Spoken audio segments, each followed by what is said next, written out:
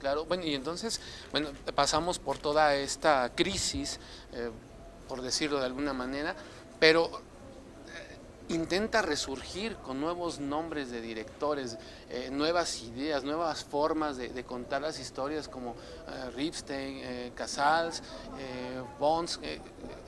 ¿Cómo lo toma la industria este tipo de nuevo cine? Claro, pues mira, acuérdate que aquí, bueno, en términos históricos, hay una cosa que se llama simultaneidad, ¿no? No es así como que nació, como hace rato que te decía de Pedro Infante, ¿no? Se muere y acaba la época de oro. O sea, tú ya viste que por la naturaleza de la época de oro Tenía que ya terminar. tenía que terminar. O sea, se hubiera muerto o no se hubiera muerto, iba a terminar, ¿no? Entonces, simultáneamente a este cine de ficheras, desde lo que queda de la industria cinematográfica y desde los propios recursos, hay cineastas con otra visión, con otras inquietudes, que paralelo a la sexicomedia también traen propuestas diferentes a las que está haciendo esa industria en ese momento y tienen una visión más crítica de las cosas. Tú lo mencionaste, Ripstein, Felipe Casals, Jorge Fons empieza, Jaime Humberto Hermosillo. Y Jaime Humberto Hermosillo es un tema en sí mismo porque hay un detalle. Filmar a la clase media es de las cosas más difíciles que existen. De entrada, si nos quisiéramos sentar a definir qué es la clase media, te aseguro que pasamos 2 horas y no acabamos. O sea, es un tema muy complejo y las clases medias es difícil de retratarlas. Entonces, Jaime Humberto Hermosillo, todas sus películas, independientemente del tema de la diversidad sexual y todo lo que maneja en sus filmes, es una crítica a la clase media muy fuerte y a sus valores. Entonces es como que de los pioneros en eso.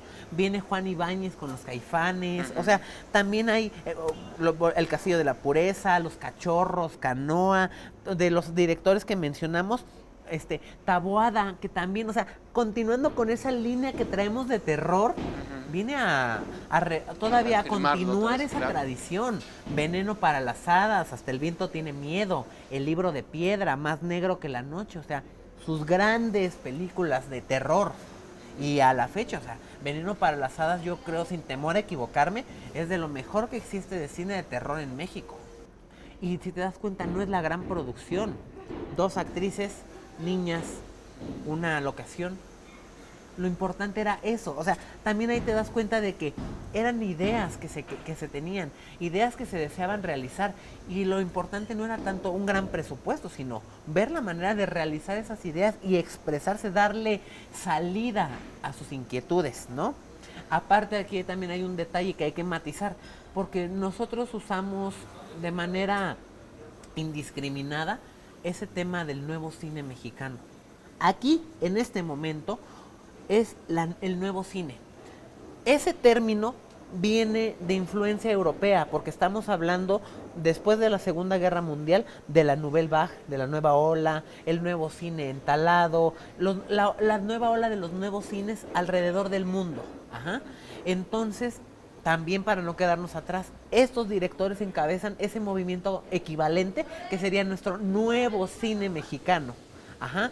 Entonces, esta es la generación del nuevo cine. Para hablar del nuevo cine, tendríamos que situarlo por generaciones. Y sin duda, esta es la primera generación, con estos pioneros del nuevo cine, formalmente y en términos literales. O sea, lo podemos manejar como es un nuevo respiro para esta nueva forma de hacer cine, lo Sí, podemos decir así. sí, y sobre todo que es una influencia europea, porque así como la nueva ola, el nuevo cine, el nuevo cinema en Brasil, el nuevo cine, toda la ola de los nuevos cines en toda Europa, aquí también, o sea, buscan enarbolar esas ideas y retratar en lo cotidiano, en situaciones donde pasa todo y a la vez no pasa nada, retratar como que una visión de lo que está ocurriendo en el país. Me viene a la mente, por ejemplo, los motivos de luz, ¿no? O sea, en una en un lugar de lo más bajo, lumpenproletario por completo, una mujer mata a sus hijos porque no tiene que darles de comer. Entonces, o sea, con una situación que tú ves la película con muy elemental en recursos, en todo, pero te está dando un contexto de tremendo de una situación, de un grupo social en total, y no son los grandes efectos especiales ni nada. Este nuevo cine es lo que busca, con todas estas ideas que se traen de Europa y del mundo, matizarlo y oponerse un poco a lo que está haciendo de manera oficial la industria en general. Ok, y bueno, entonces tenemos este respiro del que tú hablas, ¿no? Empiezan a surgir filmes muy entrañables, con una calidad extraordinaria, y no podemos dejar de lado una empresa importante, no nada más a nivel nacional, sino a nivel incluso internacional, como lo es, por ejemplo, Televisa, que empieza también a entrarle al juego. O sea, sabe que es un medio importante, que tiene captado a mucho público y decide entrarle con producción, ¿no? Entonces, dentro de este contexto, ¿qué crees benefició? ¿De qué manera o en qué contexto se da este movimiento? Pues mira, aquí tiene que ver un poco el asunto internacional. Estamos por, o sea, hay que limpiar como, por llamarlo de alguna manera, el nombre de México ante el mundo. Se viene una época de grandes cambios. Todavía no se firma el TLC, pero ya hay acuerdos como para legalizar de manera temporal a los migrantes, etcétera. Entonces hay que quedar bien con Estados Unidos. Hay que generar una imagen de exportación de México. Ajá. Entonces hay que invertir en un cine de mejor calidad también. Ahora, ven a Televisa como la gran salvadora del cine, pero eso va a tener otras implicaciones porque, por ejemplo, mira, déjame compartirte, así como te compartí lo de Gorky, una frase que tiene Chespirito para ir matizando la importancia de este periodo del caso Televicine. Dijo Chespirito, cuando fue el encargado de Televicine, porque él mucho tiempo fue como el presidente de Televicine. Okay. Qué padre sería que tuviéramos pan y circo todo el tiempo, que la gente coma, se divierta, se entretenga. Pero el problema ahorita es que no hay pan y no hay circo. O sea, aquí con esta forma en la que Chespirito está expresándose, se entiende perfectamente cuál va a ser la finalidad y la meta de Televicine, ¿no? Primero, ¿qué es lo que busca al momento de hacer este nuevo cine familiar, que busque mejorar la imagen de exportación hasta México? El problema con Televicine va a ser que lo que vemos en la pantalla se va a trasladar al cine. Es una migración de actores, temas y de todo el universo Televisa al cine. ¿Qué tenemos en consecuencia? Que se apela a un público de la televisión y que se va a empobrecer el cine en términos de contenidos. Aunque sí se le está invirtiendo y sí se está generando una producción sustentable, está empobreciéndose en términos de contenidos. Pensamos, no sé, la inauguración de Televicine fue el chanfle, ¿no? Con el director del Chavo y de todos sus ¿Segoviano? Enrique Segoviano, exactamente. O sea, ahí empezamos, ¿no? Milagro en el circo con Cepillín. O sea, el talento de Televisa se traslada al cine. Ahora, cine de cantantes, ¿no? Vemos a Alejandra Guzmán, a Gloria Trevi. Lo hizo antes, ¿no? Hizo sus películas antes, pero finalmente va como junto con pegado, ¿no? Alejandra Guzmán, decías. Volver una telenovela, hacer la película, presentarla en formato de película. O sea, y sucede una cosa como lo que pasó en la época de oro, una metaficción de Televisa. Ahora, como que se vive y se tiene como que una conciencia de que casi el cine y la televisión son equivalentes, claro, o tarde o temprano va a brincar una al otro lado o así, ¿no?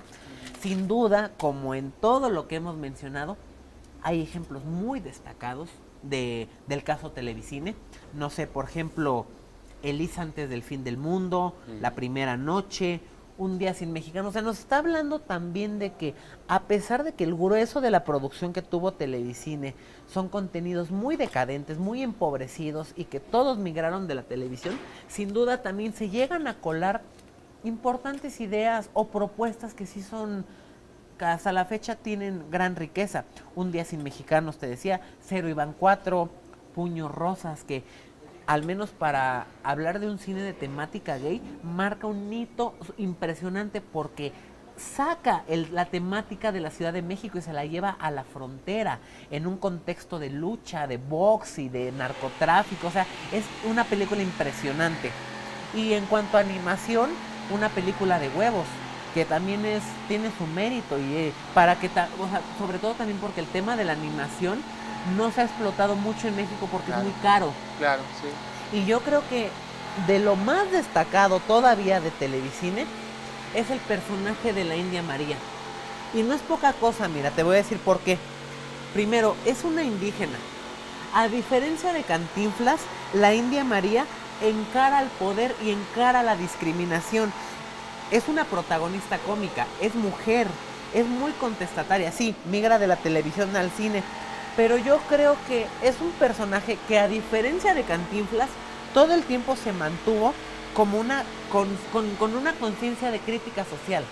Tú sabes que Cantinflas en su inicio sí sale como ese peladito que contesta al poder, ¿no? Claro. Pero después se vuelve una figura moral. Claro. La India María no. Que creo que es donde viene el choque de repente con Cantinflas, pero bueno, ese es otro tema, ¿no? Tema. Sí, pero sí, por ejemplo, sí. la India María no. La India María Se va por el todo mismo tiempo. línea y nunca la violenta. Exacto, todo el tiempo fue una contestación al poder, todo el tiempo implica una crítica social su personaje. Ahora pensamos, imagínate que la India María hubiera surgido en la época de oro. Sería todavía un gran personaje, se le hubiera dado una gran explotación, todavía muchísimo más. Pero aún con todas las vicisitudes que pueden acarrear el tema de Televicine, creo que sí también tuvo cosas destacadas, ¿no? O entonces, en ese caso, ¿crees que uno de los beneficios entonces reales de que Televicine entre, o Televisa entre formalmente al cine, podría ser esta inyección de dinero para generar más producciones? ¿O cuál crees realmente entonces que sea el beneficio que podamos haber ganado porque Televisa haya entrado a este medio? Pues así un beneficio como tal, pues yo creo que sí, a lo mejor ese asunto de que hubo presupuestos para poder lograr cintas. El grueso de la producción, como te digo, eran contenidos sumamente decadentes, pero como te mencioné, hubo grandes excepciones, ¿no? Pero, por ejemplo, lo vemos en la actualidad, Videocine, o sea, es la distribuidora de Televisa. La mayoría, el 90% de lo que distribuye es comedia romántica, es cine que no tiene así como que de un impacto popular, de consumo y punto y se acabó. Pero sí, de repente, Videocine sí llega a distribuir una que otra cosa destacada, ¿no? Es lo mismo en esta época, o sea, hay algo rescatable siempre, yo creo, claro, mirándolo y entonces, positivamente. Bueno, y eso que genera finalmente, pues varios géneros, finalmente en México, que es que ahorita, como lo estabas comentando, que se siguen trabajando formalmente, ¿no? Como por ejemplo, que decíamos, el western, el musical, biopic, tech movie, ¿qué onda con todo este tipo de géneros que se están manejando actualmente en el cine? ¿Qué tanto se está generando actualmente? Pues mira, aquí al momento de que, o sea, si te das cuenta lo que decía hace rato de la simultaneidad, ¿no? Mientras estaba la sexicomedia, estaba el nuevo cine, ¿no? Con estos directores que buscaban ofrecer una visión diferente de lo que era el cine mexicano, ¿no? Luego viene Televicine y a la par, dentro del mismo Televicine o de manera independiente, hay otras propuestas que buscan modernizar, ¿no? O dar otros puntos de vista, ¿no? Y ahorita llegamos en un momento en el que el cine ya está tan diversificado que ya podemos hablar de diversos géneros. El terror, como te dije, siempre se ha hecho, ¿no? Pero, por ejemplo, en la actualidad hay mucho de terror que sigue siendo muy bueno. Por ejemplo, Somos lo que hay, de Jorge Michel Grau, de estos caníbales de hacia allá a la zona oriente, muy buena película. Halley, de Sebastián Hoffman, de una persona que está pudriéndose. México Bárbaro, que fue una serie de cortometrajes englobados en un solo disco, y hay varios que sí también destacan. Los parecidos, todo lo que hace este Isaac Esban, Los parecidos del incidente, que es como un suspenso pero mezclado con ciencia ficción, o sea, es una cosa impresionante. A mucha gente no le gustó, pero la posición de Altair, al menos en términos de arte y de cómo se fue desarrollando todo eso de fotografía y todo, está muy bien hecha. Como que el final es una vuelta de tuerca muy fuerte y a la vez como que no te la acabas, o sea, o la amas o la odias, pero también está muy bien hecha.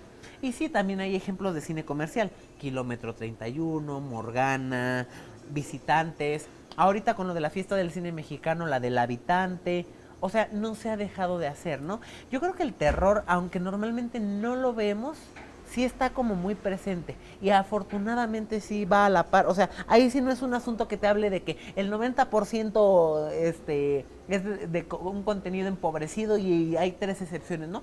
Yo creo que aquí sí va como que muy a la Sí, par. claro, claro, sí. Simplemente el año pasado vuelven de Isa López, o sea, estuvo magnífica. Yo creo que desde el infierno de Luis Zapata no se había tocado con esa profundidad el tema de la guerra contra el narco, las desapariciones, y visto sobre todo ya no de los desaparecidos, sino de los hijos que quedan de esos desaparecidos, que es de una persona que solamente tiene a alguien en su vida y ese alguien desaparece, ¿no?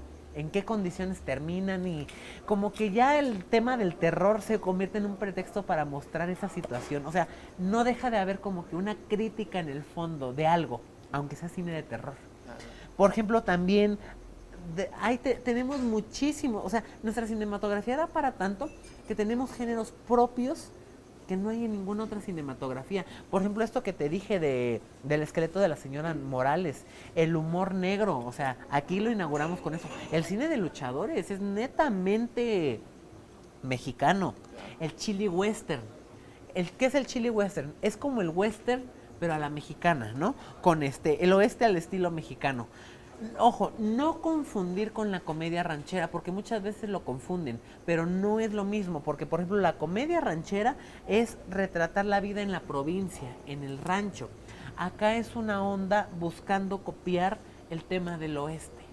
Y del chili western tenemos un buen también, desde Ismael Rodríguez con Los Hermanos del Hierro, Tiempo de Morir de Arturo Ripstein, hasta los westerns de Mariscal, de Alberto Mariscal, que son como los más destacados, como Los Indomables, Los Marcados, Todo por Nada, que es como el gran realizador de western. O sea, tenemos muchos géneros que son propios de México y que nunca se han dejado descuidados. El musical, por ejemplo, me lo mencionabas.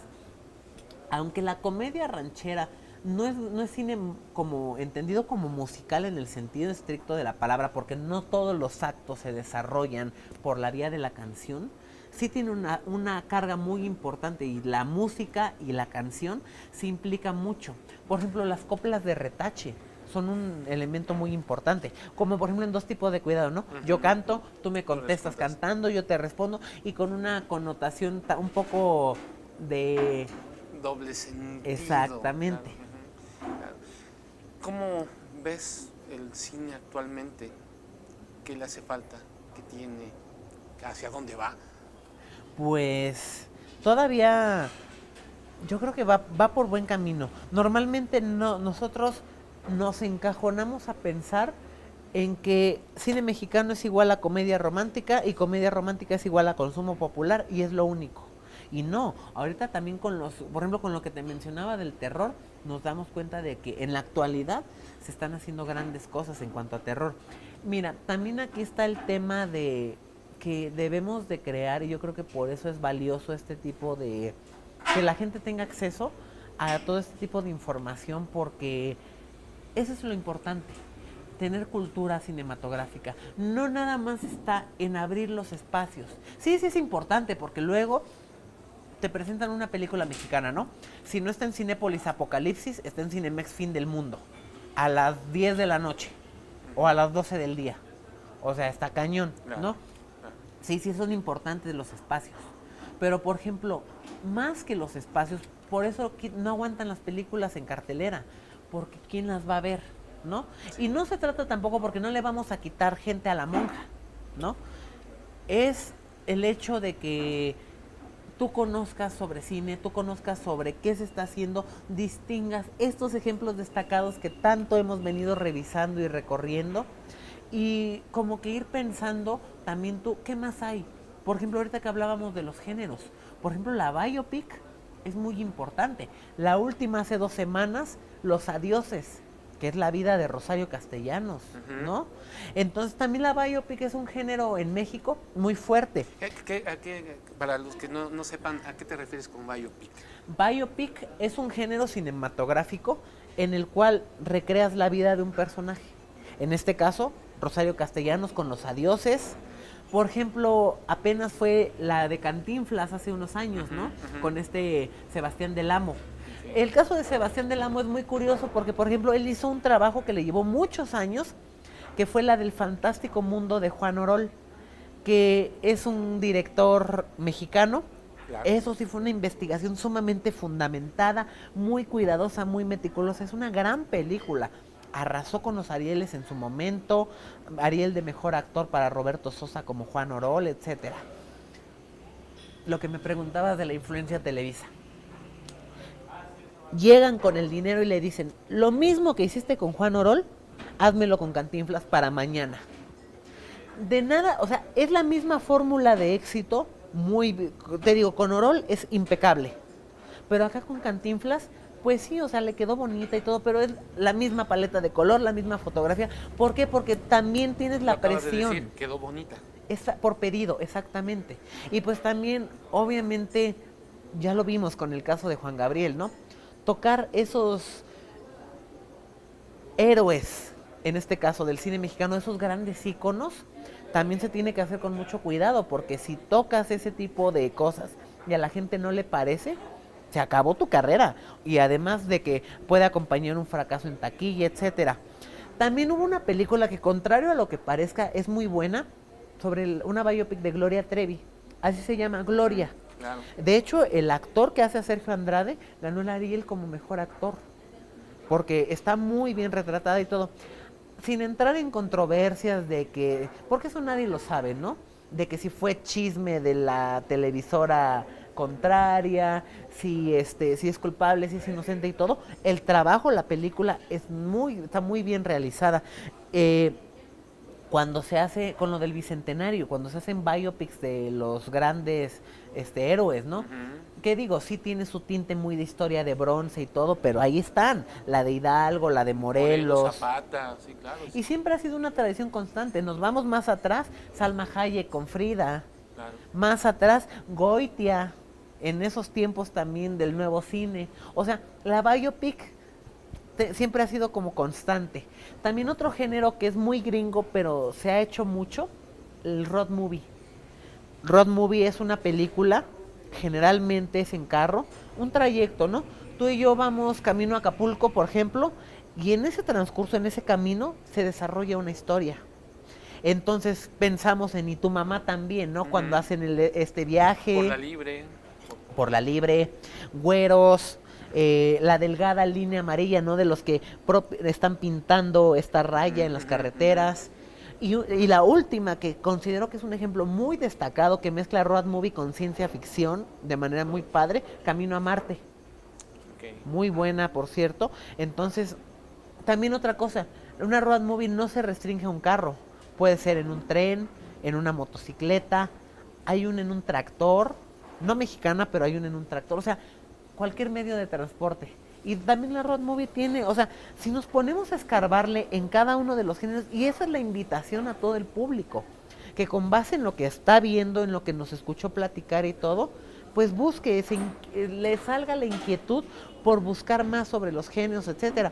Y los géneros no es algo muy, que digamos, muy establecido, muy cuadrado. También podemos, o sea, no sé, por ejemplo, se nos ocurre, ¿no? Armar una cápsula de, ¿qué te gusta? Cine de nota roja mexicana. No existe el género en un libro como tal, pero lo podemos sustentar si buscamos cine de nota roja mexicana, ¿no? Podemos irnos desde Ismael Rodríguez, cuando habló de la película hizo película de este niño que habían secuestrado y luego apareció, si nos vamos a Muerte en el río Tula, si nos vamos incluso de los ejemplos más exquisitos, Bajo la Sal, o la reciente de Los Crímenes del Mar del Norte, que a la vez también es una biopic de Goyo Cárdenas.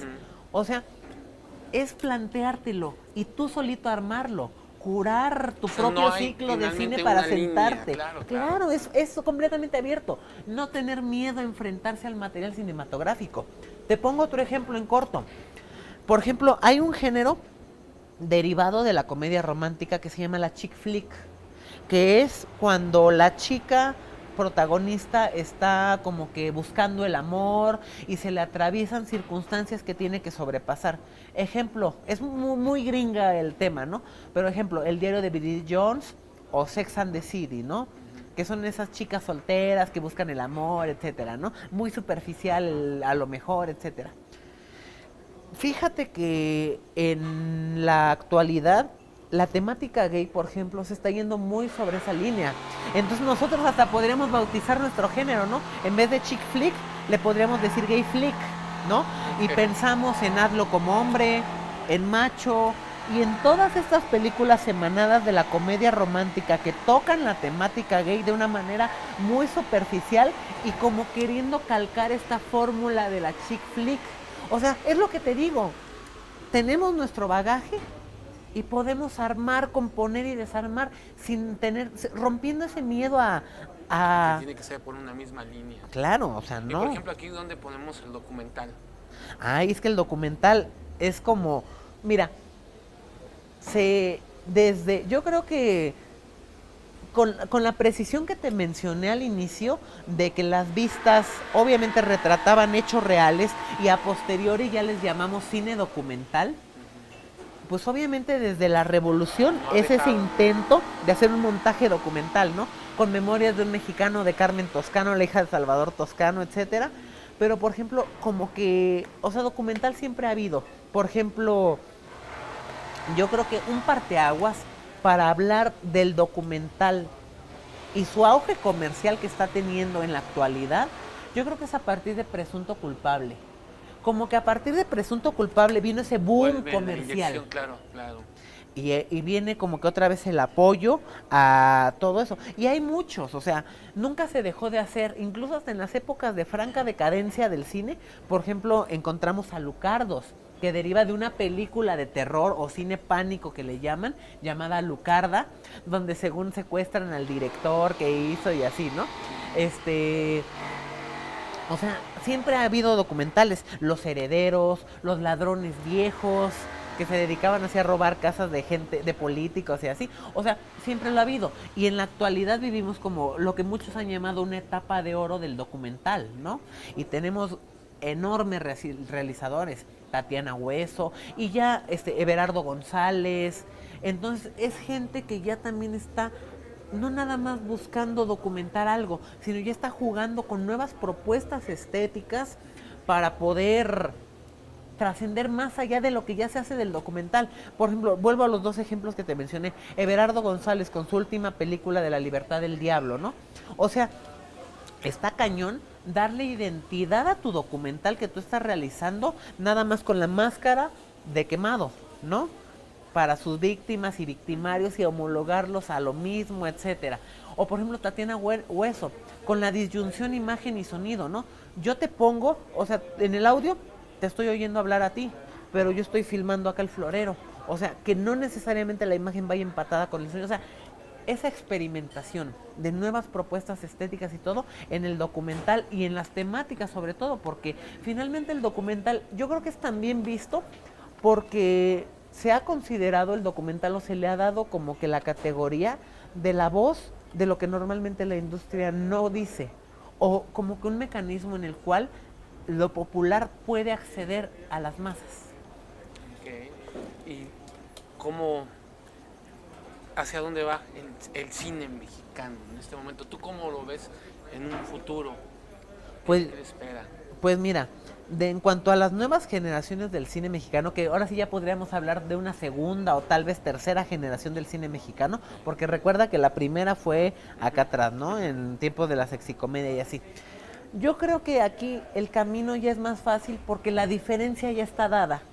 La diferencia la dieron esos realizadores que se opusieron y que en su momento con sus propuestas críticas y todo, buscaron abrirse esos espacios. Por eso te digo que la diferencia ya está dada, el espacio ya está abierto. Hoy con las nuevas tecnologías y todo, tú, yo, quien sea, podemos con el teléfono, con cámaras, o sea, no, ya hay una democratización de esos medios y de esa posibilidad de hacer películas. Cualquiera de nosotros ya puede hacer una película, Claro. ¿no? Ya no te tienes que restringir a una industria como antes. Las redes mismas están siendo un arma muy potente para cualquiera, ¿no? Claro, entonces la diferencia ya está dada. Hay una democratización de todos estos medios y además no hay temor ni prejuicios a dos cosas: a hacer cine comercial y a abordar cualquier tema. Si te dicen, es que estás haciendo cine comercial, ahora sí como dijo Lucerito, y, ¿no? O sea, ya los realizadores de nuestra actualidad ya no le tienen miedo a hacer cine comercial. Ya no es mal visto dentro de esos espacios independientes. Es que tú allá haces cine comercial y ahorita ya vienes a hacer cine documental o vienes a hacer cine Porque antes independiente. era realmente terrible cómo artistas, que tanto creadores, directores y mismos actores te podían encasillar por el simple hecho de haber hecho una comedia, ¿no? O haber hecho un drama, ¿no? Entonces ahorita, como tú dices, sí podemos ver que todos los creadores están generando diversos productos que van a diferentes líneas, ¿no? Y no hay miedo a las temáticas. Y el ejemplo más reciente y más adecuado, no sé, Amad Escalante con La Región Salvaje, ¿no? Que su temática deriva mucho del cine oriental. Por ejemplo, hay grabados de cine oriental donde hay personas que igual, o sea, un pulpo está teniendo relaciones sexuales con ellos, pero más que el pulpo en la pantalla grande, es como la connotación de lo que implica, como una metáfora de nuestros instintos humanos, ¿no? O esa orgía de animales que sale, o todas esas cosas, o sea, no hay miedo, es lo que te digo, no hay temor a expresar el tema que sea. Ya no tenemos esa censura de, es que eso no va a pasar y con eso me van a vetar la película, me la van a enlatar, que no sé qué. Se puede representar lo que sea en la actualidad sin temor alguno, ¿no?